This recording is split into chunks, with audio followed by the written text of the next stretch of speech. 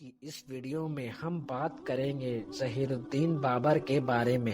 یہ وہ بہادر اور ہوشیار انسان تھا جس نے ہندوستان کی سب سے لمبے وقت تک قائم رہنے والی سلطنت یعنی مغلیہ سلطنت کی بنیاد رکھی تھی۔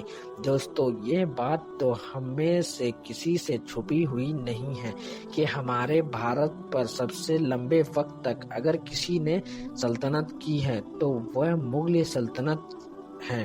مغلوں نے نہ صرف ہمارے بھارت کو ایک جگہ پر اکٹھا کیا بلکہ اس دیش کو حد سے زیادہ طاقتور بھی بنایا، لیکن نہ جانے ایسا کیا ہو گیا ہے کہ آج مغلیہ سلطنت کا جب بھی ذکر کیا جاتا ہے تو ایک طرف کچھ لوگ ان کا نام سن کر خوش ہوتے ہیں، وہیں دوسرے طرف کچھ لوگ بہت ناراض ہوتے ہیں، اور ان تمام چیزوں کی وجہ صرف ایک ہے اور وہ ہے ہسٹری، کیونکہ مغلوں کے بارے میں ہر ایک کو الگ الگ طرح کی ہسٹری پڑھائی جاتی ہے۔ جہاں ایک طرف کچھ لوگوں کو مغلوں کا صرف صاف کردار دکھایا جاتا ہے، وہیں دوسرے طرف کچھ لوگوں کو مغلوں کا صرف کالا کردار دکھایا جاتا ہے۔ لیکن دوستو، آج کی اس ویڈیو میں ہم آپ لوگوں کو مغلوں کی ریئل ہسٹری بتانے کی کوشش کریں گے، اور اس ویڈیو میں ان کی پازیٹیو اور نیگیٹو دونوں پوائنٹس کو رکھیں گے۔ تو دوستو، آج کی اس ویڈیو میں ہم آپ کو بتائیں گے کہ بابر کون تھا اور بابر ہندوستان میں کیسے آیا تھا، اور ہندوستان میں آنے کے بعد بابر نے اتنی چھوٹی فوج کے ساتھ اتنی بڑی سلطنت کے فوج کو کیسے ہرایا تھا۔ تو چلیے بنا دیر کیے آج کی اس ویڈیو کو شروع کرتے ہیں۔ دوستو، بابر کا جنم 14 فروری 1483 میں ایک ایسے شہر میں ہوا تھا جو شہر آج ازبکستان دیش میں موجود ہے۔ بابر کا پورا نام ظہیر الدین محمد بابر تھا۔ بابر کے بارے میں سب سے خاص بات یہ تھی کہ بابر کا رشتہ باپ کی طرف سے اوپر جا کر امیر تیمور سے ملتا تھا، جو اپنے دور کا پوری دنیا میں وجیتا مانا جاتا تھا۔ وہیں دوسری طرف بابر کا اس کی ماں کی طرف سے اوپر جا کر منگولوں کے سب سے بڑے سردار یعنی چنگیز خان سے ملتا تھا۔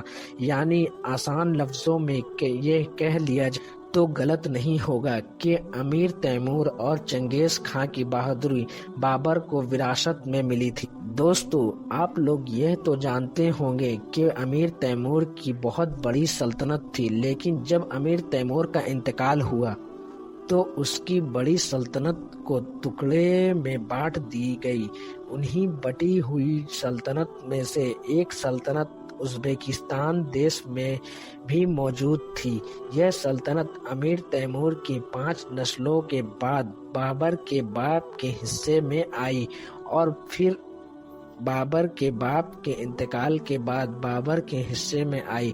جس وقت بابر نے اس سلطنت کو سنبھالا تھا تو اس وقت بابر کی عمر صرف 13 سال تھی، لیکن پھر اچانک سے بابر کے چچا نے ان کے خلاف بغاوت کر دی، اور نہ چاہتے ہوئے بھی بابر کو اپنے چچا سے لڑائی کرنی پڑی اور اس کے ہاتھ سے یہ سلطنت چلی گئی۔ اس کے بعد کئی سالوں تک بابر کو جنگل میں بھٹکنا پڑا۔ بابر نے اپنی 30 سال تک کی زندگی جنگلوں میں بھٹک بھٹک کر ہی گزار دی تھی۔ بابر کو ایسا مصیبت کا سامنا کرنا پڑا کہ اسے کبھی کبھی جنگلوں میں تو 2 وقت کی روٹی بھی نہ نصیب ہو پائی کرتی تھی، لیکن بابر نے کبھی ہار نہیں مانی۔ بابر کو جب یہ محسوس ہو گیا کہ وہ اپنے والد کی سلطنت واپس نہیں لے پائے گا تو اس نے افغانستان کو فتح کرنے کا ارادہ کیا، اور پھر دھیرے دھیرے اس نے افغانستان کے کئی علاقے فتح کر لیے۔ اس کے بعد اس نے ہندوستان کی طرف اپنا رخ کیا۔ دوستو، جب بابر ہندوستان کو فتح کرنے آیا تھا تب اس کے پاس 13 سے 15,000 تک کی فوجیں موجود تھیں اور اس کا مقابلہ تھا پٹھان سلطنت کے سردار یعنی ابراہیم لودھی سے۔ اس وقت ابراہیم لودھی کے پاس 1 لاکھ تک کی فوج موجود تھی۔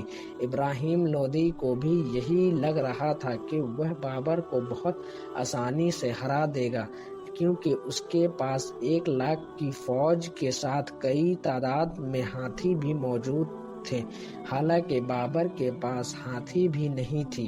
دوستو، ہر چیز بابر کے پاس ابراہیم لودھی کے مقابلے کم تھا۔ سپاہی بھی کم تھی، ہتھیار بھی کم تھا اور ہاتھی بھی نہ تھی، مگر بابر کو پورا کانفیڈنٹ تھا کہ وہ ابراہیم لودھی کو ضرور ہرا دے گا، کیونکہ بابر کے پاس ایک ایسا ہتھیار تھا جو بابر سے پہلے ہندوستان میں کسی نے استعمال نہیں کیا تھا۔ وہ کون سی چیز تھی؟ اس بات کو ہم آپ کو بتائیں گے اسی پارٹ کے نیکسٹ ویڈیو میں۔ تب تک کے لیے السلام علیکم ورحمۃ اللہ وبرکاتہ۔ اللہ حافظ۔ بنے رہیے اسی پارٹ کے نیکسٹ ویڈیو میں۔